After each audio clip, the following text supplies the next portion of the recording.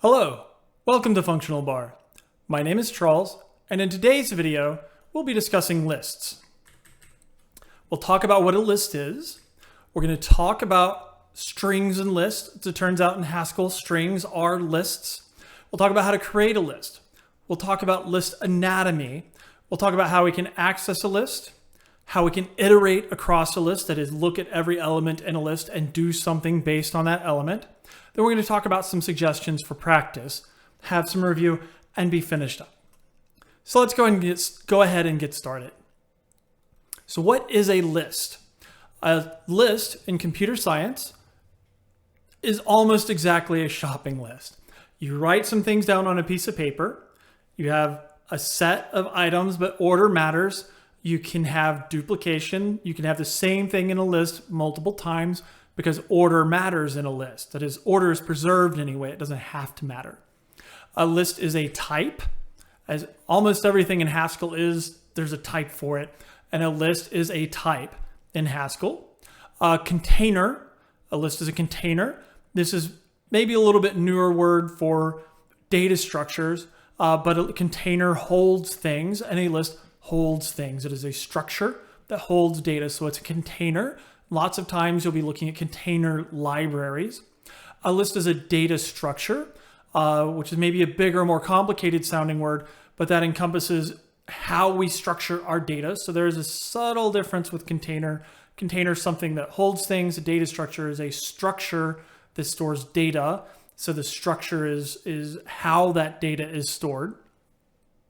And as I mentioned before, ordered data. A list has ordered data. Now, often we don't care about the order in a list, but the list will maintain the order for us. It's there if we need it, and sometimes we do need it. Now, strings and lists. So first thing, strings and lists are the same in Haskell. That's the case for a couple of other languages. It happens to be very convenient in languages that focus on list processing to have your string be a list of characters. Now, a character is just like S. It's a single character in a string. So the S is a character, the T is a character, that white space, that space is a character. That's it. That's all a character is. And a string is just a list of characters. And I'll write that down in just a minute, and show you how to do that. But first, we're going to talk about how to create a list. What's the syntax for that? I've already got a project started up. The syntax for list is just square brackets. This is the empty list. And we can have a list of integers 1, 2, and 3. And that's all we need to do to make a list in Haskell. And in fact, this syntax is common in lots of languages. So if you know how to make a list in one language, it's almost the same syntax in every other language. There are a few exceptions, but most of them follow this standard. Now we have something new here. This double quote is the type of operator. And remember, in all of our functions, we had a type of operator. It's not really an operator per se. It tells the compiler compilation time what the type is. So all it does is say the thing to my left is the type to my right. So we've got, it's an integer, it's a list of integers. And this is how we make a list type. We have the square bracket. It's a list of integers, or ints. I'm sorry, ints, because we have a difference between integer and int in Haskell. And those two types, that's why the compiler can't tell what this list is, which is 1, 2, or 3. And it's why it can't tell what the empty list is without this annotation, without us saying, hey, it's a list of ints, because it's just an empty list. There's no way for the compiler to infer the type. The Haskell compiler does a lot of type inference. So we can show that list. As always, let's get to our output. How do we know what we're doing? Put Sterling, and it's just like we've done before in the previous videos. We have show my list, and we put that in parens. That's maybe my bias there. I tend to put show in parens because I tend to have functions in here. But for now, we just put it in parens. You could have the $sign and be just fine. I happen to prefer the parens. Around the show anyway. So let's run that and take a look.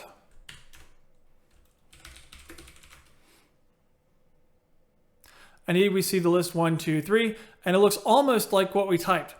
By convention, show is going to print out, is going to turn it into a string that looks like Haskell syntax. So when we dump it to show, or when we put something, we call show to turn it to a string that's to pass to Pitt-Sterling, it's going to show up on the console in something very, very similar to Haskell syntax. And that's all there is to it. So it's really convenient for us programmers. Now you may be saying, how do I make a UI? I don't want my users to see Haskell syntax. Well, that's true. You would not use show in that case. You may for turning numbers into strings, for instance, but you'd really use some pretty printing or do your own stuff there. There's other libraries to support that and other techniques, which are not really relevant to us right now. I did say I would also show you that a list is or string is a list of characters. Now I'm going to prove to you right now that this is probably not going to compile. It may automatically try to convert those 1, 2, 3s to chars. It did not. It said I can't turn a 1 into a char. No instance for num char, and that makes sense.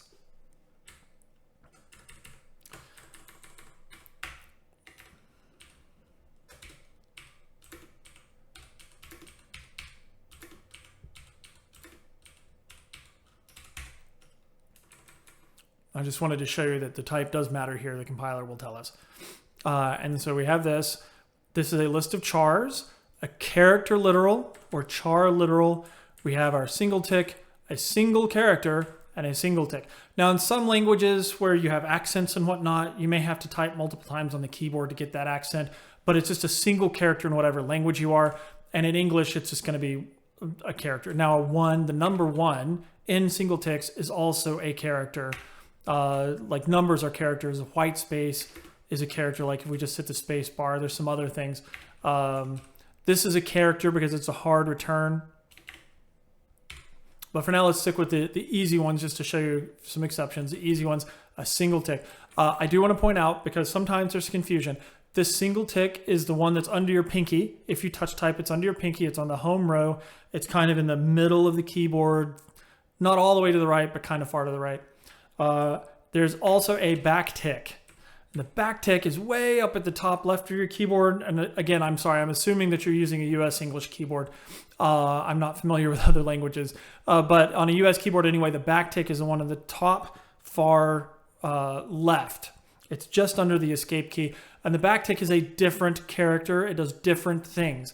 Now, I know in English, the back tick and the single tick or the left tick or the right tick are going to be almost synonymous, like you might use them as quotation, but in programming they always mean different things, very different things, especially the back tick, because it's really hard to get at, so it's used for special case things.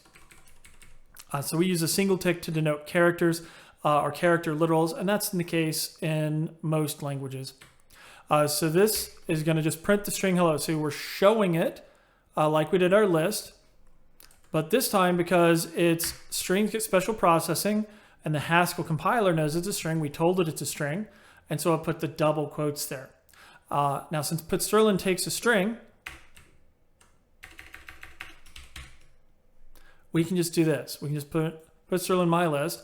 Even though it looks like a list, it looks really, really strange, but it's still a string. And we run this. We do not have the double quotes. Now, remember, show gives us Haskell syntax. And the double quotes are Haskell syntax for a very special type of list, and that is a list of characters. So it's special syntax for a list of characters, and this is normally what we want to see. Because strings, we generally think of them as strings, as something completely different from a list of characters, but we do have to know they're a list of characters. And I'll also show you real fast, we can do list of characters, list of chars, right? This maybe feels more right because the thing on the left and the thing on the right, the type signature looks like it matches better. And it's going to give us the exact same thing because string is a list of chars. So you see hello. And I'll put the show back because we're going to need it for other lists. And I don't want to have to type a bunch of stuff down here each time. So we'll run that and you'll see the double quotes show back up because we're showing it in the Haskell syntax. For a list of characters is double quote with the characters, right? So this means the exact same thing as that the longer list with the single ticks that we just had, means the exact same thing. The compiler now knows that this is a string, so we don't need, or a list of characters. We actually don't need this type annotation here. I'm going to run it with the type annotation so you can see the compiler is perfectly happy with that as well. And indeed it is. We have that right here. So when we have strings, we can think of them as strings just as a string. Here's a string literal. It does string things. That's great. When we need to do stuff to a string, especially when we need to look at the individual characters in that string, that's when we start treating them as a list. And sometimes when you're digging around, there's a string module for Haskell. It doesn't have a lot of stuff in it because strings are lists. Most of the stuff we do to strings are in the lists module in Haskell. We haven't talked about imports yet. We will at some point, but we don't need to now. So that's the strings are list. Now let's switch back to our integer.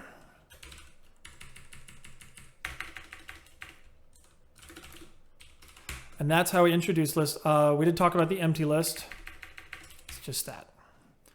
Run it again, make sure everything works. And indeed it does. So that's how we create lists. And list anatomy, we had to talk about how to create lists because that was the syntax. We need to learn the syntax to talk about some things, so the parts of a list. And you see here the empty list. That's a special case. We always have to remember to handle the empty list, and it's just 2 square brackets without a space between them, the opening and the closing. That's all it is for the empty list. Head and tail, we use these concepts all the time. I will say that there are functions called head and tail. We don't generally use them. They are not total. A total function won't crash your program. Head and tail are not total. They will crash your program depending on what you pass. In particular, if you give them an empty list, head and tail both will crash your program on the empty list. So we try to avoid using head and tail. We still have to know what the head of a list is and what the tail of a list is though. So we avoid the functions, we don't avoid the terms or the names or the parts. So the head of the list is just the first element. We take the first element out of the list, and that thing we took out is the head of the list. The tail of the list is a list without the first element, and the tail of a list is always a list. It's always the same type as a list. The head is always the same type as the inside of the list. So we had a list of ints, then the head is going to be an int. The tail for a list of ints is always going to be a list of ints. It's just without the very first element as a tail. So tail is always a list. Head is just the first thing taken out of the list. And I have to be careful here. So if it's an int, a list of ints, head is always an int, but you can have lists of lists. So we're not going to dig into it too much, but I don't want to get you confused by saying head is never a list, because head could be a list. The head of a list, if it's a list of lists, for instance, the head would be another list, but it's the type of list. It's the first inner type of the list. So it's just the first thing we take out of the list outside of the containing list.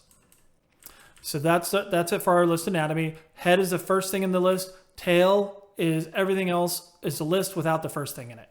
And that's it for head and tail. Now, how do we access a list? Now, I'm going to do things a little bit backwards because it's faster to talk about random access with bang bang. Exclamation points are also often called bangs because it's easier to say, I guess.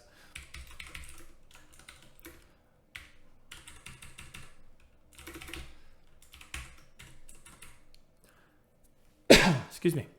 So in Haskell, I think bang bang is aptly named. First of all, random access, that means we just put anything here, right? We're just like anything in the list is bad for a couple of reasons in Haskell and other languages. But for Haskell, this list is something called a singly linked list. And if you know what that is, great. You now know why random access is slow for a list in Haskell. For those of you who don't, all you need to know is that for a Haskell list, it's really fast to do things at the head of the list. It's much slower to do things at the end of the list. So so we tend to avoid doing things at the end of the list. We want to focus on doing things at the head of the list. The other big reason bang bang is bad is because it can crash your program. We don't like things that crash our programs. It exists because sometimes it makes the logic much, much easier.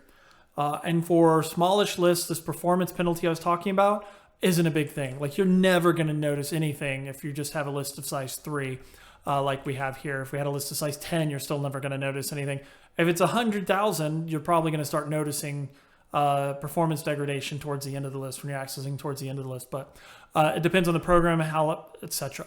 There's something called pre-optimization, and you don't need to worry about it too much. But that's what happens when you start thinking too much about this bang bang being a performance bottleneck. The real problem here is it's not total. It can crash your program. So for our simple programs, when our lists are relatively small, this is great. I know some of you are probably learning Haskell from a different language, like maybe you learned Python or C++ or C#, and now you're coming to Haskell, so you're really going to know how do I just get to the 5th element of the list or the 1st element of the list.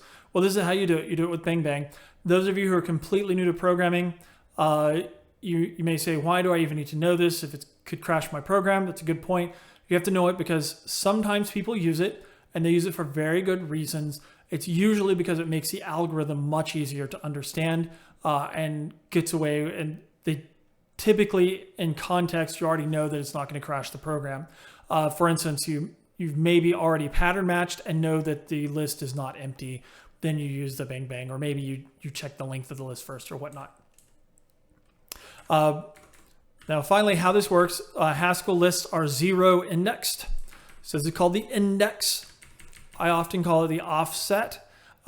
Index is not the first number or the second number or the third number.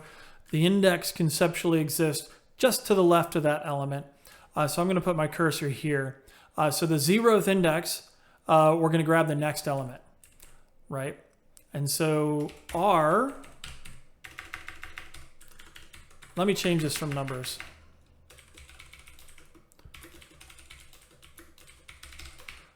So that we don't have too many numbers floating around. I find that to be potentially confusing. So we have the 0th index. The 0 index gives us the first element. So there's a first element, but it's at the 0 index. So this is common in almost all languages. There are a few that don't do this, and those few are never take off because we always use the 0 indexed lists and arrays. So we're going to show that, and we're going to see hello. And because we're showing it, we're going to see those double quotes, but that's fine. Indeed, we have hello.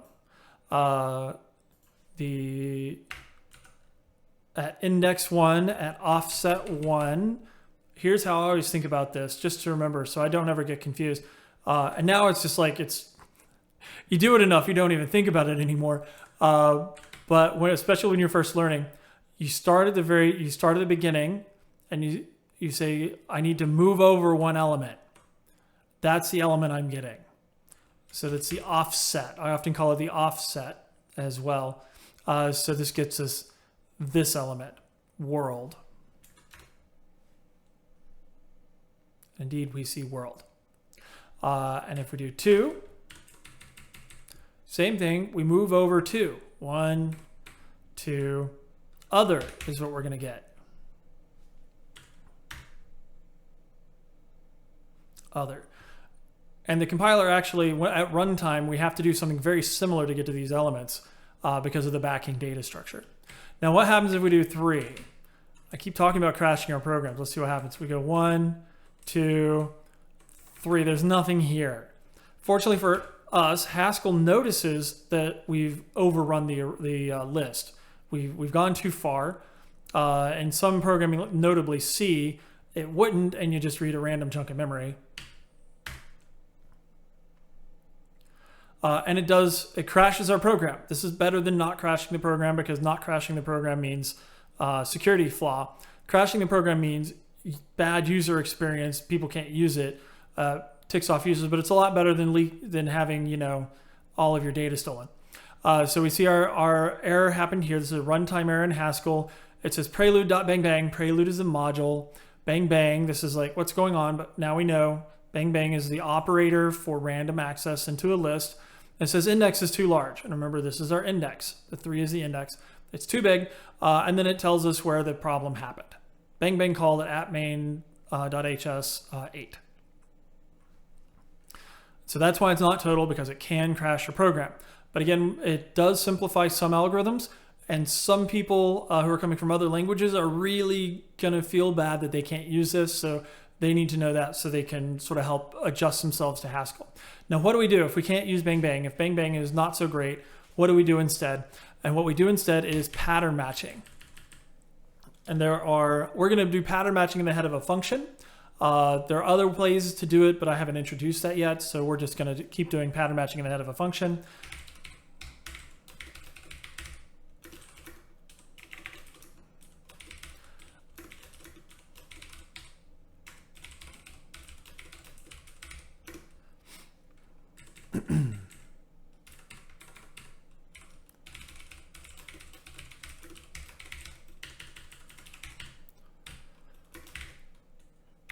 First thing we have to do, we're dealing with a list. We have to handle the empty list case. We always want to handle the empty list case. And so for singleton or empty, for this function, we're going to say, if you give it the empty list, it's going to give you back the empty list.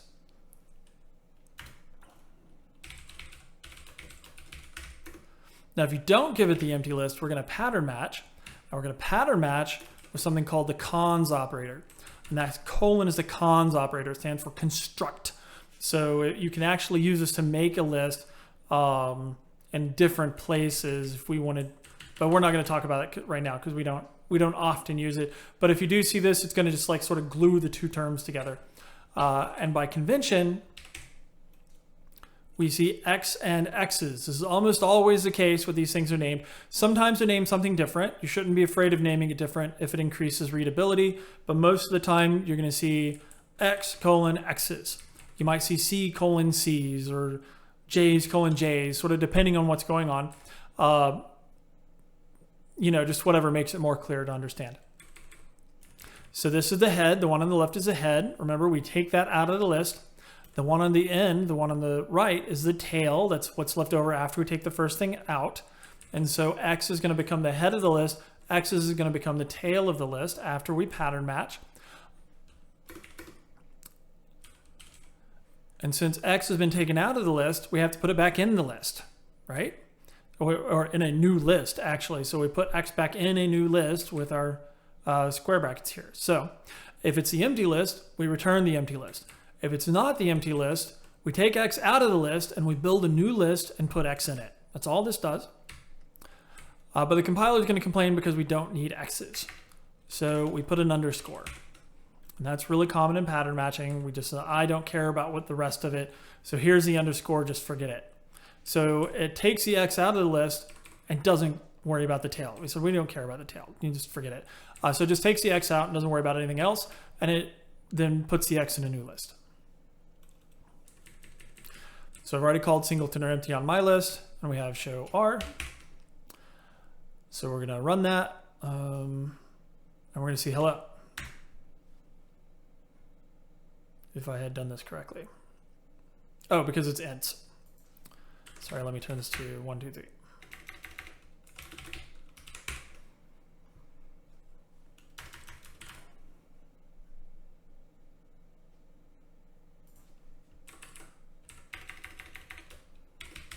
Change it in both places. All right, so we have 1 because 1 is the head of the list, and we've taken the head and put it into a singleton list of x or empty. So it is 1, and that's the head. Let's change this to 231, and it's going to be 231, just so you can see that that changed. It's list 231. Now, if we give it the empty list, we've said for the empty list, it has to give us the empty list back. And indeed, it gave us the empty list back. So let's step through this real fast. Remember, these are our multi-line comments here. So we say r is equal to singleton or empty my list.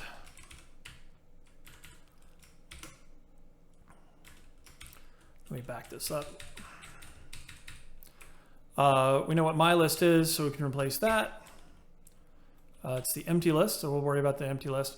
And singleton or empty for the empty list, well, that's defined. I'm pattern matching. I have a definition for that. It just turns into the empty list. And we're done. So we have 1, 2, 3.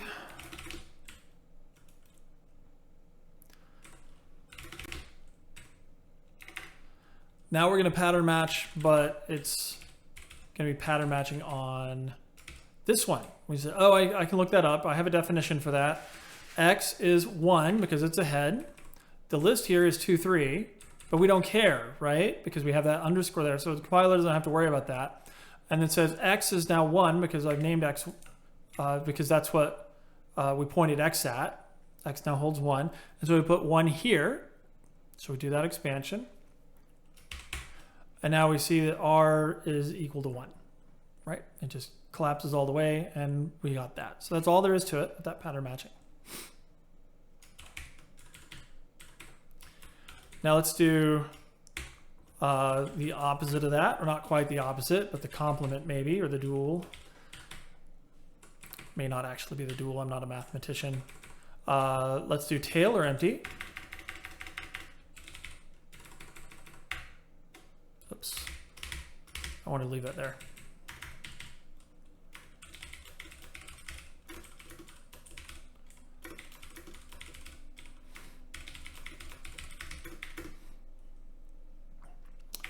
So remember, just like the last one, we always have to handle the empty list. Whenever we're writing list processing functions, we need to be aware that there's an empty list and we have to handle it.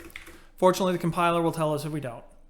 So for tail or empty, we just said, hey, it's just the empty list, just like we did with singleton or empty. Now let's pattern match. Remember, X and X's, typically what we do. X's is the tail. Now in this case, we only care about the tail, so it's X's. So for the empty list, we're going to return the empty list. For the non-empty list, we're going to return the tail. And so now we don't need X. So we just say that's an underscore. Now remember, X's here is always a list. So we don't have to put it in a list. X is just already always a list. So we don't have to worry about that at all. So now we're going to get 2, 3. There's a couple of other interesting cases here. See, list 2, 3.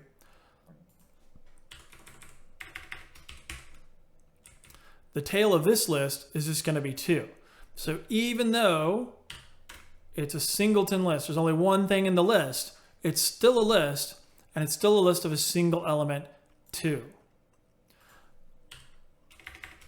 Now if we have only one element in the list, if we're taking the tail of a one element list, that is the empty list. There's nothing else there.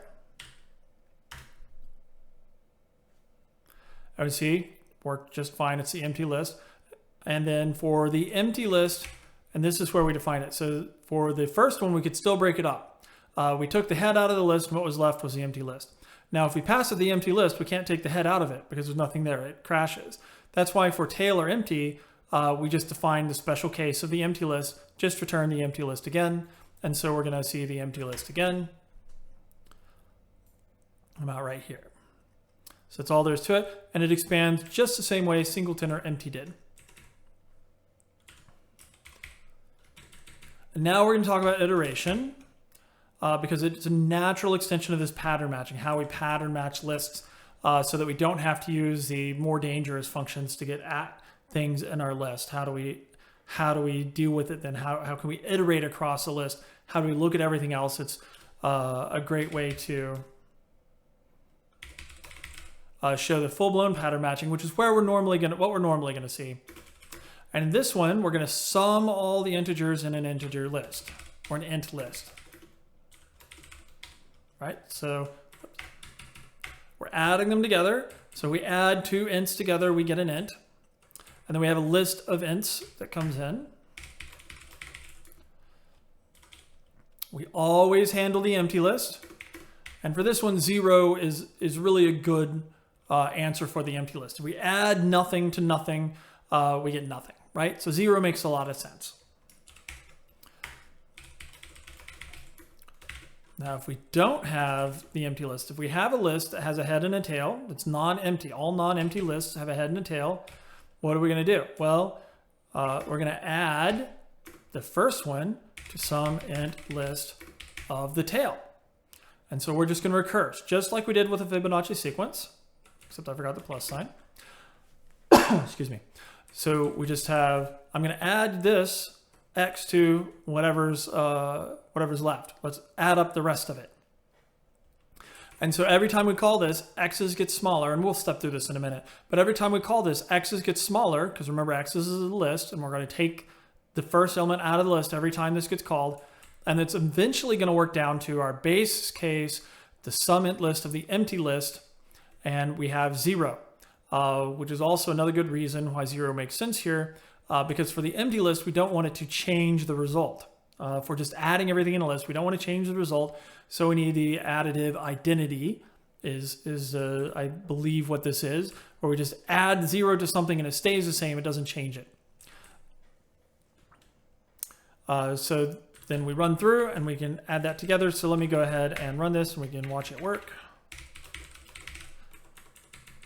So for the empty list, we expect that to be 0. So we'll just run it. And indeed, it is 0. Now let's do this with a few more, like 1, 2, 3. So this, we expect this to be 6. We'll just make sure we get 6 out of there. So we did our math right, and that the function is working as we expect, and indeed we get a 6. So how does this work? We're just going to get through our expansion just like we did last time. And people ask for this on interviews occasionally for software engineering interviews. So sum int list, my list.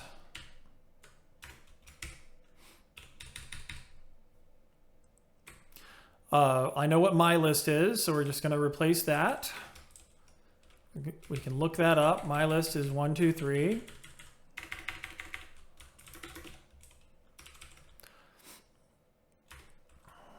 And now I can substitute sum int list with its definition. I'm going to, for just this one line, write out our definition because we look it up, right? We have the x and the x's and the 1 and everything. I'm going to leave this here even though it's a little bit awkward for the rest of the expansion so that we know what it is because it comes in and it's sum int list 1, 2, 3 equal. Just I want to make perfectly 100% clear where the x and the x's are getting their values from. It's from this pattern matching here. So x is the one over here. X's is 2, 3, right? So that's how that expansion works. So the pattern match comes in, it fills up the x and the x's, so the x and the x's get replaced in the definition. But it can make it a bit difficult when we're doing the rest of our pattern matching here. So I'm going to do this, and we're just going to rely on our memory that it is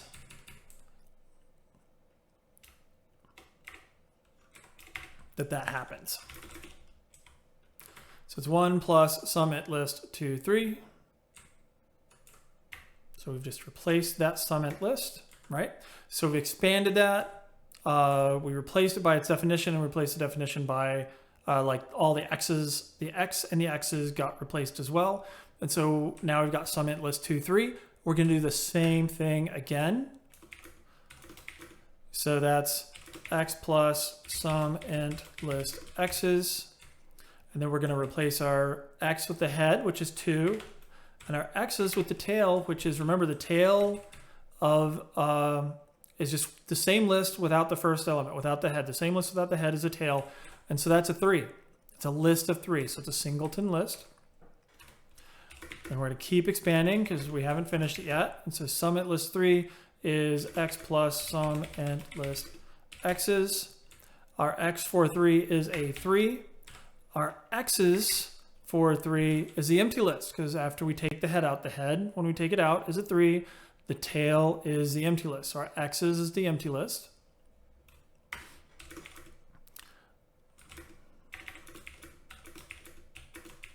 And sum int list of the empty list is defined as 0.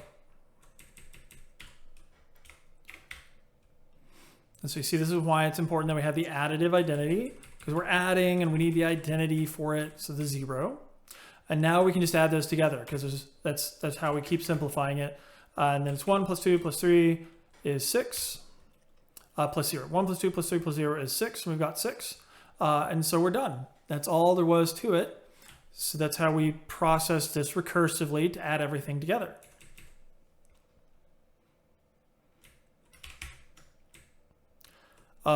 I would encourage you to step through something similar when you're working through these recursive algorithms.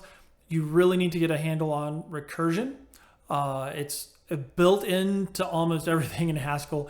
It can have a little bit of a learning curve. So if it's confusing, hopefully you think it's like the coolest thing ever, because I think recursion is really cool. Lots of other people think recursion is really cool, so I hope you do too. And sometimes it can be just a little bit confusing up front, and you just practice it, and you'll build up some intuition, you'll get to know it. And so when you see a recursive function, like this is recursive, like it's defined in terms of itself, you just know how to, you don't have to think about this so much as just think about, oh, I'm just going to add the first element in the list to the sum of everything else in the list, right? And that makes sense, because eventually we're going to have the empty list. Oops. All right, we finished iterating across the list. We're not going to talk about fold and folder. Like most things we're doing now, we're learning the basics, and there are other functions that would iterate across the list for us. They're called fold L and fold R, and we'll deal with those later.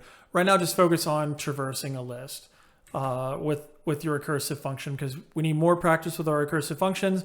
We need those to be just like really intuitive and really just old hat, and get through that before we talk about fold L and fold R.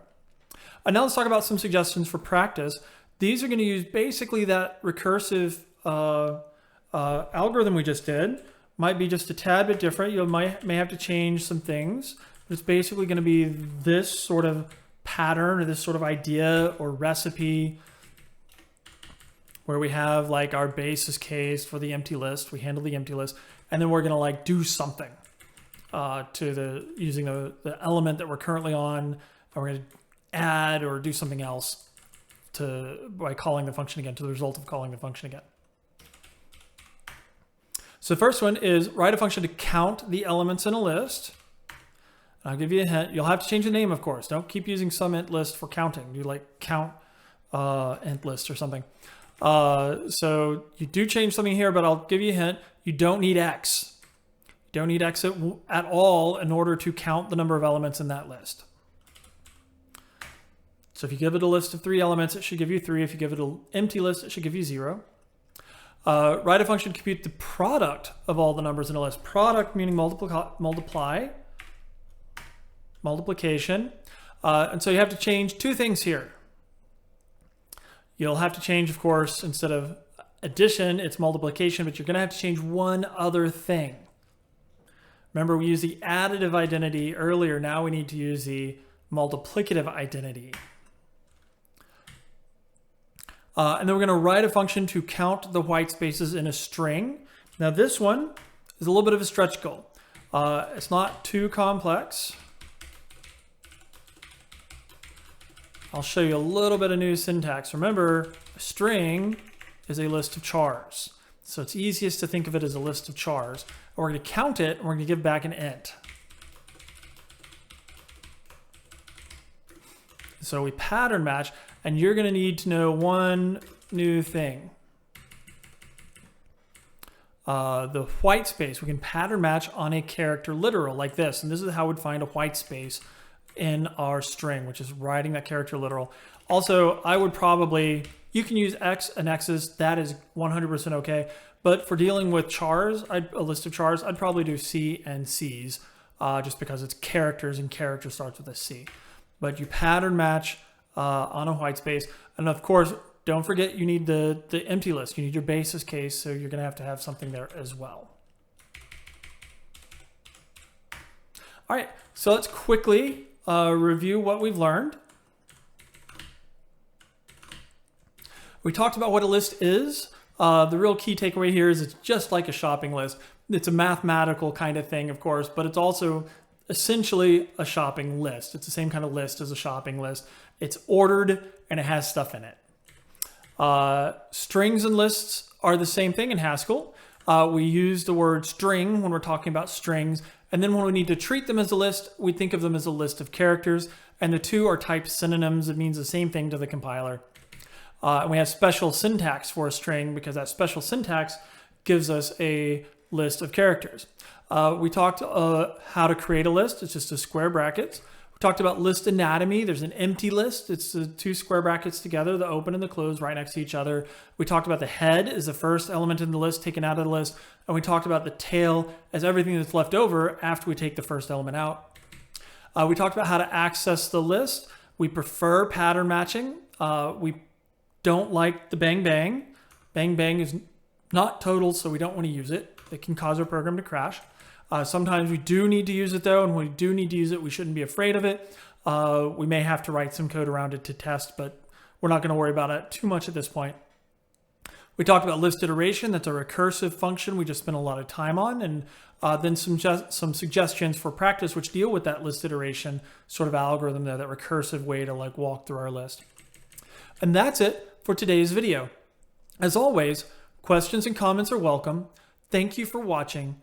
Please click like and subscribe, and I hope you have a wonderful day.